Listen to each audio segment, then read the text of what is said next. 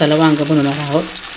याच्यामध्ये मी अद्रक लसूणची पेस्ट टाकली आणि हळद बोबडा थोडासा लसूण टेचला आहे, तो पण थोडा टाकायचा, वास छान येतो म्हणून. आणि इथं शेंगदाण्याचं कूट घेतलं आहे, त्यात हळद मीठ आणि गरम मसाला टाकला आहे. आता या वांग्यामध्ये सगळं भरून टाकायचं. हे सगळं मिक्स केलं आहे आणि मिक्स करताना आपल्याला त्याच्यामध्ये एक वस्तू टाकायची, थोडं तेलाची धार टाकायची. तर ही तेलाची धार का टाकायची, कारण हे तेल मिक्स झालं की ह्याच्या आतमध्ये आपण जेव्हा मसाला भरतो तर तिथं चटका बसतो तेलामुळं आणि आतला मसाला पण शिजतो, त्यामुळे तेलाची धार टाकायची. तर हे मसाला सगळा ह्याच्यामध्ये भरून घ्या.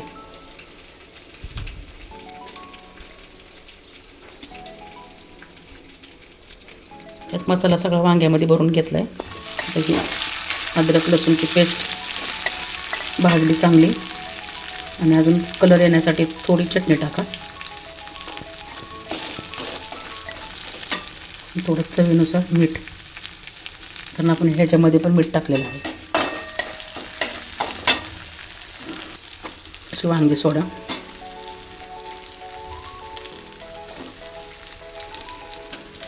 हा मसाला नंतर टाकायचा, कारण टाकला की जळतो मसाला. ते सगळं त्या अद्रक लसूणमध्ये फ्राय करा जरा 2 मिनटं. त्याला म्हणतात भरलेलं वांगं, मसाला वांगं. अद्रक लसूण सगळ्याला मिक्स झालेलं आहे.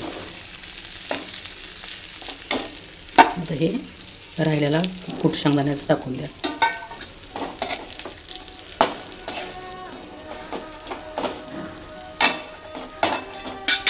बारीक गॅस करा, थोडं पाणी होतं.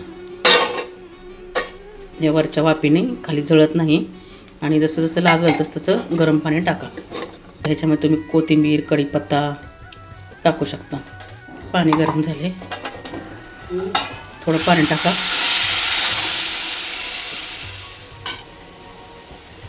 थोडं हलवलं, परत ठेवून परत पाणी टाका थोडंसं. असं वाफेवर शिजवतो.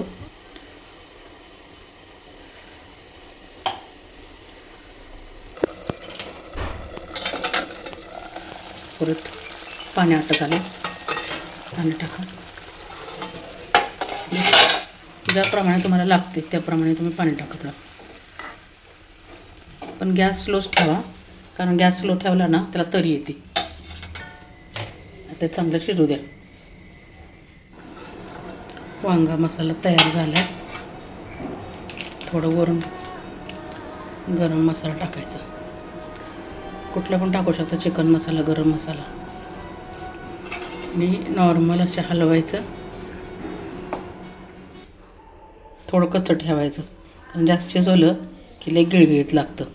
काय काय लोकांना एकदम शिजवलेलं आवडतं, काय काय लोकांना नाही.